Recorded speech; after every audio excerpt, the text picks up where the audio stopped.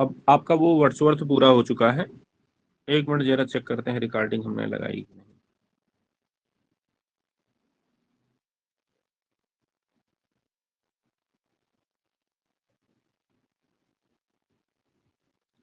Wordsworth आपका पूरा हो चुका था। अब जॉन मिल्टन के जो है इनके वर्क्स के ऊपर जो है चर्चा अपने लोग करते हैं। तो देखो इनका सबसे पहला वर्क जो मैं डील कर रहा हूँ वो है पैराडाइज लास्ट। तो पैराडाइज लास्ट का जब बात उसके सोर्स की आती है, तो सोर्स को लेकर के एक मन में थोड़ा कंफ्यूजन होता है। कंफ्यूजन क्यों होता है? क्योंकि आप सोचोगे गॉस्पेल क्या होता है, जेनेसिस क्या होती है, बाइबल क्या होती है। तो जब तक आप इसके पूरे कंस्ट्रक्शन को अच्छे से नहीं समझते हैं, तो ये चीजें कुछ आपको डिस्टर्ब थोड़ा सा करता है। तो इसमें सबसे पहले अपने लोग जो है बाइबल के कंस्ट्रक्शन के बारे में थोड़ा सा समझ लेते हैं। तो चीजों को कोरिलेट करने में अपने लोगों को थोड़ी आसानी होगी। तो आप ऐसे समझो, जैसे सबसे पहले मैं आपको बाइबल के बारे में थोड़ा बताऊंगा कि बाइबल है क्या चीज। देखो अंग्रेजों में दो फिरका है, मतलब है तो तीन, लेकिन ज्यादा जिसका है वो टोटल आपका दो ही है। तीन ये है, जैसे एक उसमें होते हैं 7 डेज वाले, एक होते हैं आपके जो है इसमें प्रोटेस्टेंट, दूसरे होते हैं कैथोलिक।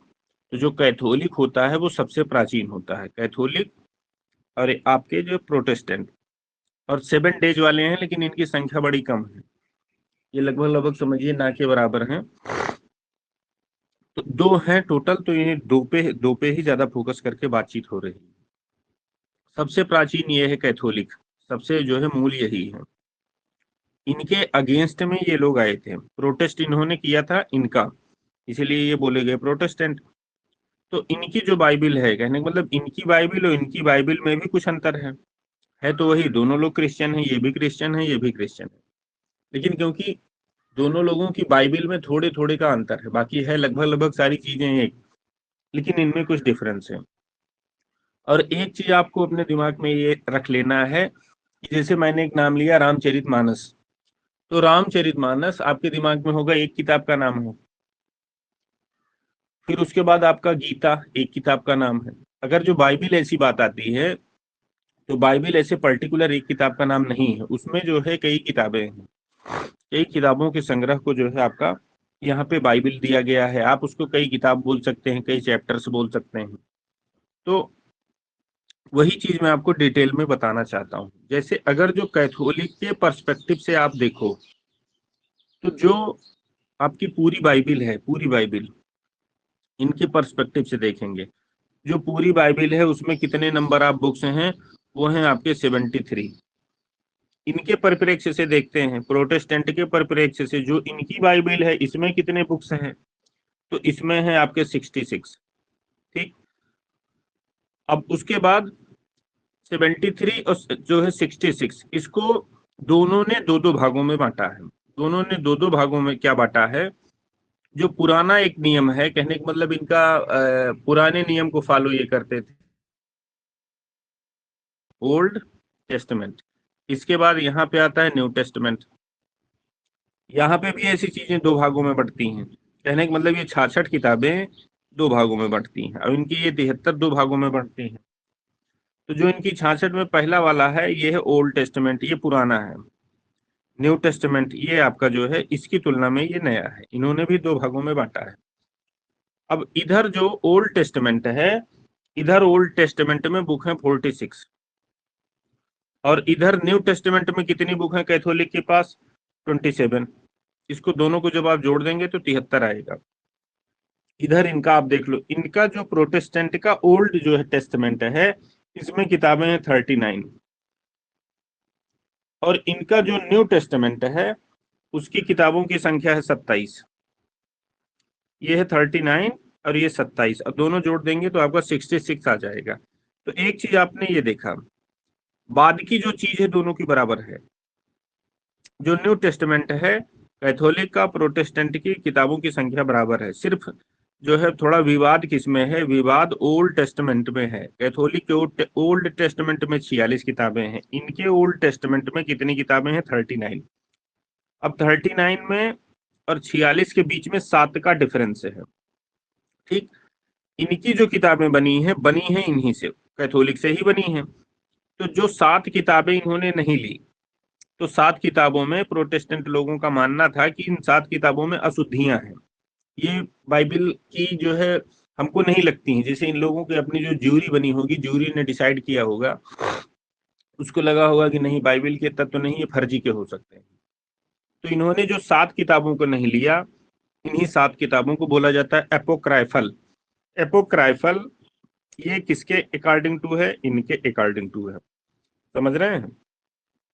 और फर्दर ये जो 46 बुक है, इस 46 बुक में और कई डिवीजन हुए हैं। जैसे 46 जो है किताबों को फिर कई भागों में बांटा गया है। अब इसमें जो पहला भाग है, पहले भाग को जो है उसमें बोला गया है जेनेसिस। यहाँ पे भी जो पहला आपका भाग आता है वो भी आता है जेनेसिस। और जो आपकी पैराडाइज लास्ट है वो जेनेसिस से ही अवतरित है। बाकी और सारी चीजें हैं उसमें आपका, लेकिन जो आपके काम की चीज है सिर्फ मैं वहीं तक आपको बताऊंगा। तो अब ये माना जाएगा कि जो इनकी जो है कहने का मतलब 73 किताबें हैं, 73 किताब में से जो पहली किताब है वो क्या है? जेनेसिस। और जेनेसिस है क्या? बाइबल के अंदर का एक पार्ट है। सपोज दैट ये मानो कि जैसे बाइबल के 73 पार्ट आप कर सकते हैं, उस 73 पार्ट में से एक पार्ट आपका क्या है? जेनेसिस। इनके अकॉर्डिंग टू क्या है? प्रोटेस्टेंट के अकॉर्डिंग टू बाइबल को आप 66 भागों में बांट सकते हैं। उस 66 पार्ट में से पहले पार्ट को क्या बोला जाता है? जेनेसिस। और जो मिल्टन था, मिल्टन इसी जेनेसिस से जो है मैटर लेकर के उसने पैराडाइज लास्ट की क्रिएशन की।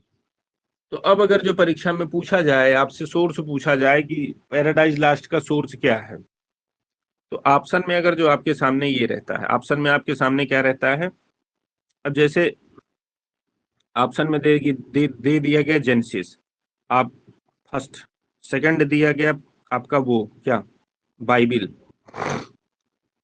तो आप इसको टिक करेंगे, इसको नहीं करेंगे। ऑप्शन में जब जेनेसिस नहीं दिया है तो आप इसको बाइबल को टिक कर दीजिएगा। ये होता है आपका जो है क्वेश्चन को अटेम्प्ट करने का तरीका। तो हमको उम्मीद है कि आप जो है सोर्स का जो कंफ्यूजन होगा जेनेसिस का और बाइबल का, ये कुछ हद तक जो है इसको जानने के बाद आपका दूर होगा। ठीक है, अब चलिए पैराडाइज लास्ट पे चर्चा करते हैं।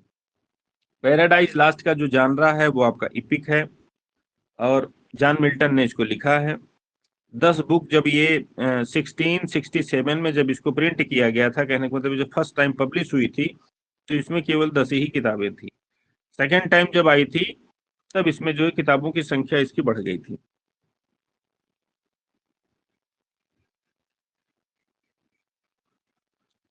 अच्छा, अब इसमें जो मिल्टन ने जो है बाद के मतलब जब वही फर्स्ट एडिशन निकला था, उसी फर्स्ट एडिशन में ही कुछ समय के बाद उन्होंने क्या ऐड किया था? उन्होंने जो है एक आर्गुमेंट उसी में जो है ऐड किया था। अच्छा, आर्गुमेंट में क्या बताया गया था? आर्गुमेंट में कुछ चीजों का उन्होंने डिफेंड भी किया है।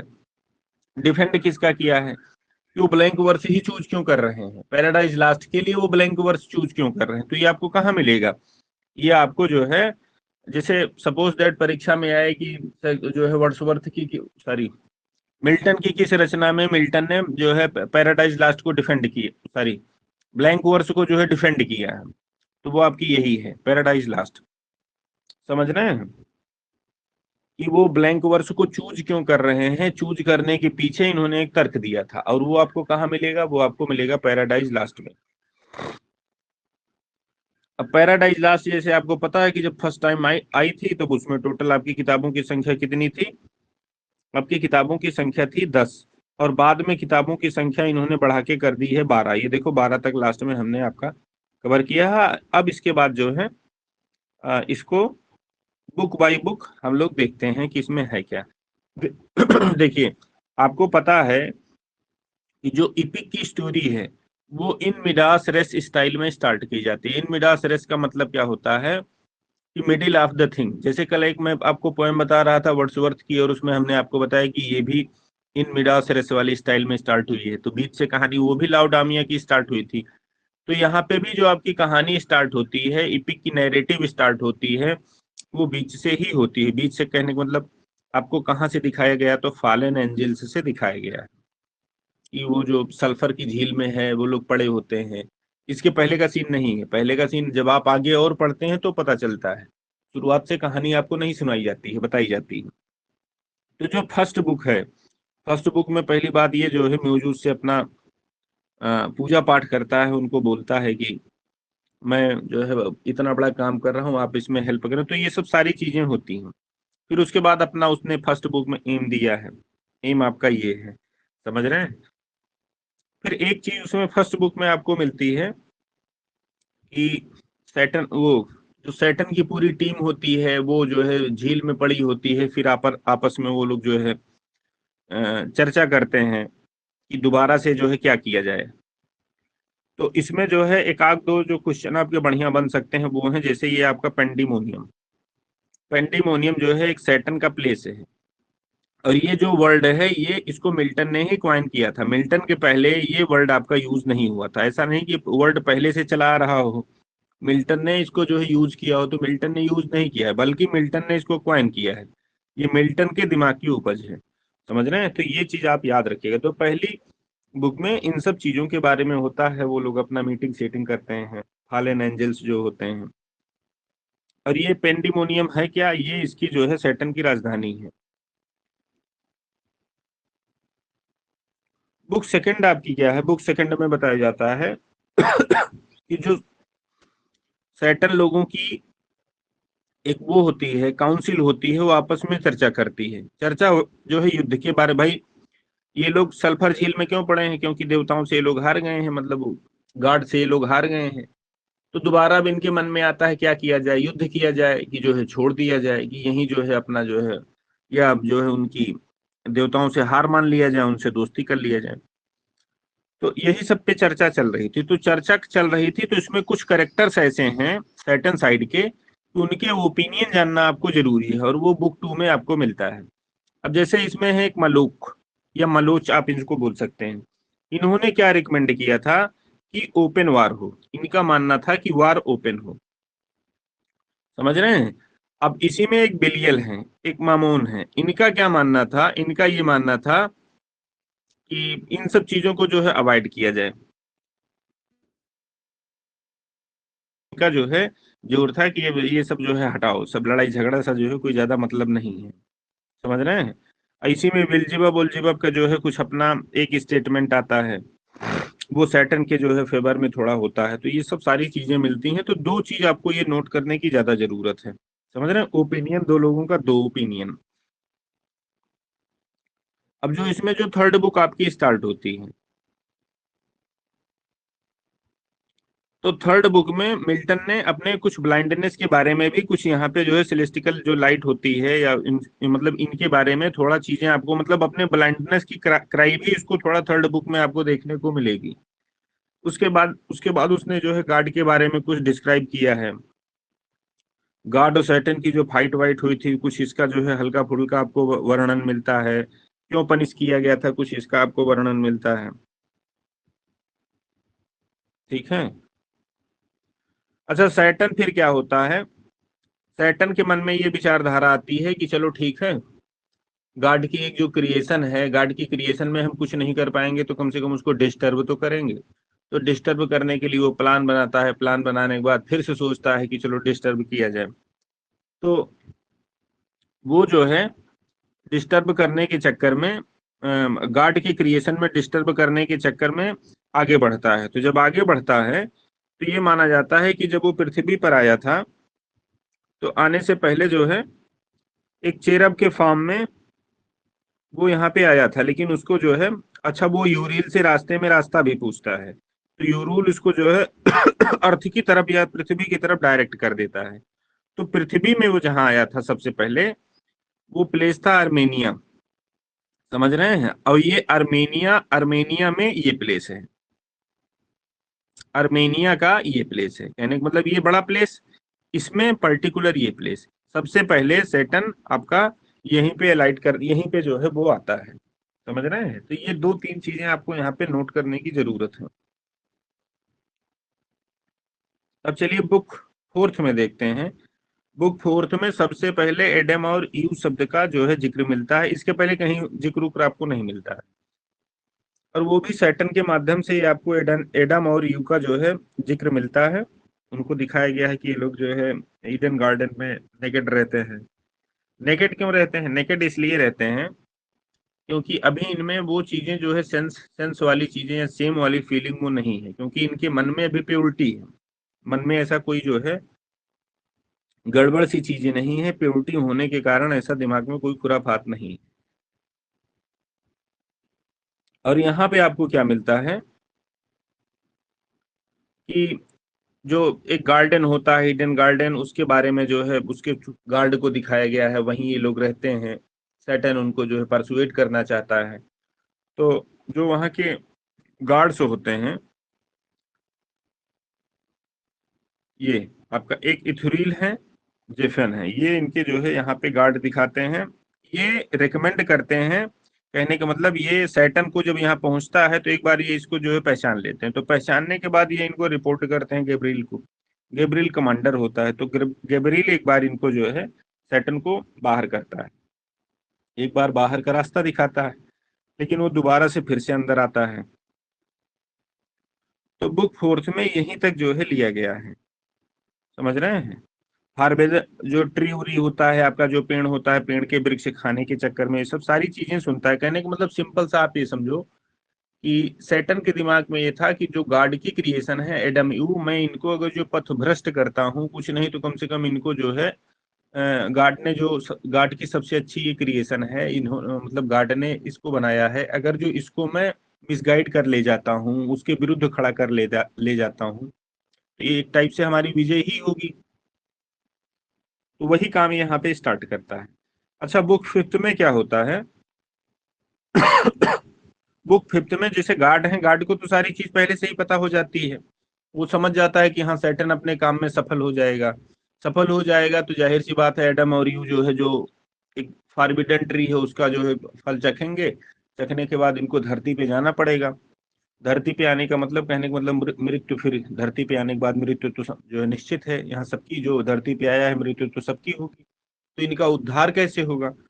तो उद्धार करने के लिए जो गॉड का सन होता है वो कहता है कि चलो ठीक है, उद्धार के लिए मैं इनको दोबारा से जाऊंगा, दोबारा से रिकाउंसिल करने का प्रयास करूंगा, भले ही हमारे ऊपर कोई कितनी भी दिक्कत आए। तो ये सिस्टम इनका होता है। तो बुक फिफ्थ में आपका क्या दिखाया गया है कि रैफेल आता है और इनको एडम एडम को एक बार वार्न भी करता है। रैफेल जो है आता है, इनको एडम को वार्न करता है कि देखो ऐसा ऐसा आपके साथ जो है गड़बड़ सी चीजें हो सकती हैं, थोड़ा सावधान रहना। ठीक है। और रैफल ही प्रीवियस की सारी इनको कुछ कहानी बताता है कि कैसे युद्ध हुआ था, युद्ध का क्या सिस्टम था, तो वो सब सारी चीजें अब यहाँ से आपकी, जैसे हमने बताया नहीं था कि इपिक की स्टोरी इन मिडास रेस वाली स्टाइल में स्टार्ट होती है। तो इन मिडास रेस सल्फर झील आपको दिखाई गई, वहां पड़े थे, आपको अभी तक यही पता था। अब जो ओल्ड स्टोरी है कि सल्फर झील के पहले क्या हुआ था, वो चीज अब यहाँ पे राइफल के द्वारा बताई जाती है एडम को, और इसी के माध्यम से हम आप समझते हैं कि इसके पहले हुआ क्या था। समझ रहे हैं? और ये कहानी आपकी बुक नंबर 6 5 से तो स्टार्ट ही हो जाती है। बुक नंबर 6 7 8 यहाँ तक ये कहानी आपकी चलती है। ठीक है। तो आज इसको यहीं तक रखा जाए, और इसके बाद जो है कल 6 कल इसको जो है पूरी जो है इसको फाइनल कर देते हैं। ठीक।